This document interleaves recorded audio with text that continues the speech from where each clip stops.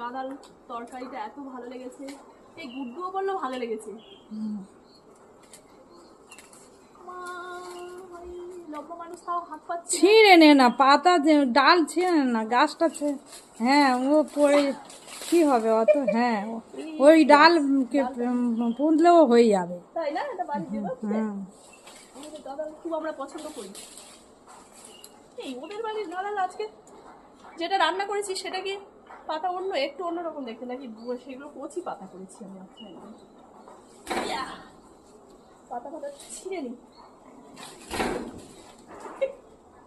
জলে ভিজে আছে। এই বাবু কদিন খাওয়াবো একটা গাঁদা বুঝছো। আমার এত প্রিয় সানগ্লাসটা দাগ হয়ে গেছে। যা যা গেল গেল গেল। এইখানে রেখে দিয়ে তো ইয়ে কর।